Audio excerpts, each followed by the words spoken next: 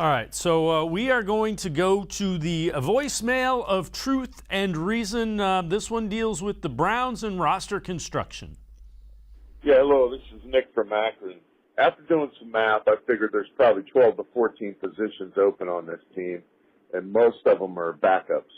So I was wondering if you guys would talk about how many people or the depth of each position that you think we're going to carry throughout the season. You know, like how many defensive tackles and defensive ends. And that would be, appreciate that big time, kind of give us an idea of what we're looking at.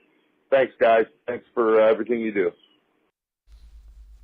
All right, so D-Man, we can start.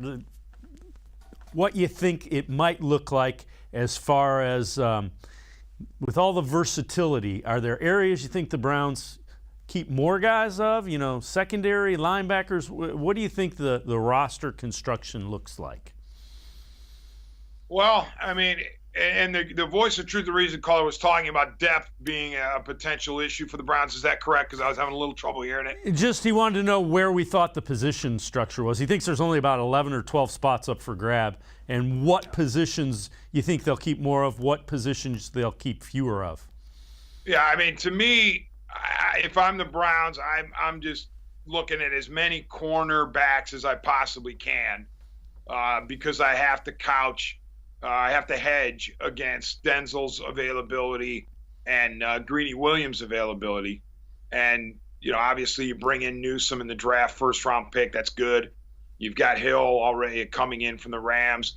But you can never have enough corners in today's NFL, specifically game one of the regular season when Patrick Mahomes is doing his thing against you in Arrowhead. The linebacking core, we'll be interested to see how that shakes out in Joe Woods' schemes.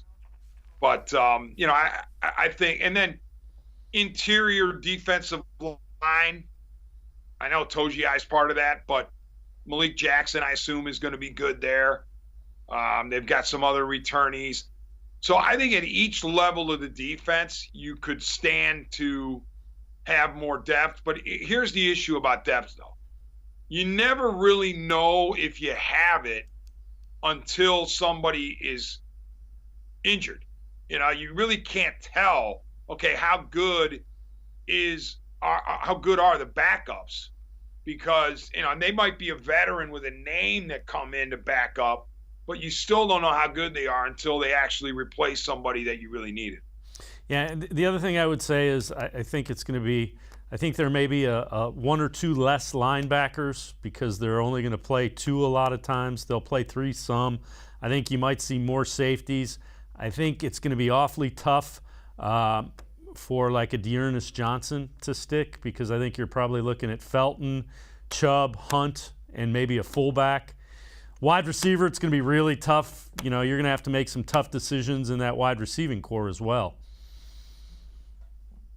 Yeah. In terms of position groups that are pretty darn locked down, the offensive line from left to right, you always need O-line depth, but clearly the Browns have a front five that is pretty darn good if it stays healthy. The Bake Show and Keenum, they got quarterback covered.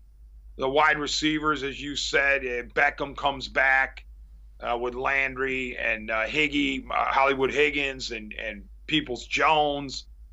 So those first four are going to be pretty tough to crack. I mean, Anthony Schwartz, a developmental guy, maybe a special sub-package type guy because of his blazing speed.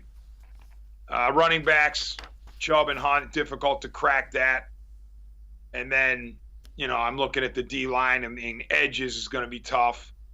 Linebackers, like you said, if Woods is predominantly a 4-2-5 situation, then you obviously have a limited number of linebackers you can go to.